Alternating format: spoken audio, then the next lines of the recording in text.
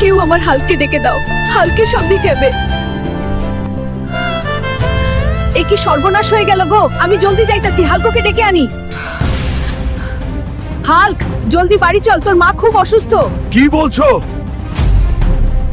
Hulk, তাড়াতাড়ি চল, বাড়ি যেতে হবে, মাকে বাঁচাতেই হবে রে। আর একটু জোরে নাও। এ কি হয়েছে মা? হাল্ক বাবা, এসেছিস? কেউ আমাকে বলে দাও আমি কি করলে আমার মা ঠিক হবে, জলদি বল। ওই হাল্ক, এভাবে কেঁদে সময় নষ্ট করিস না, জলদি হিমালয় পর্বতে যা। হিমালয় পর্বতেই তোর মায়ের চিকিৎসার ওষুধ রয়েছে, আমি এখনই যাইতেছি। দেখে যাস, অনেক ভয়ঙ্কর জায়গা, আমার মায়ের জন্য সব করতে পারবো।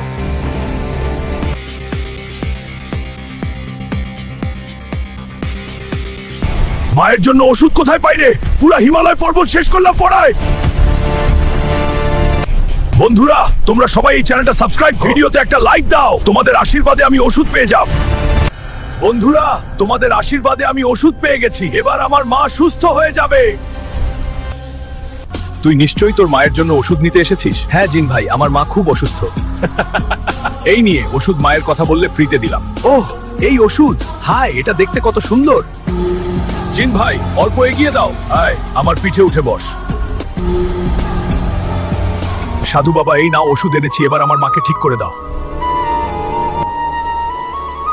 হাল্ক, আমি ঠিক হয়ে গেছে বাবা। হ্যাঁ মা, তুমি ঠিক হয়ে গেছো। মায়ের জন্য যে লড়াই করে তার কোনোদিন পরাজয় হয় না রে হাল্ক। হ্যাঁ সাধু বাবা, সত্যি কথা বলেছো।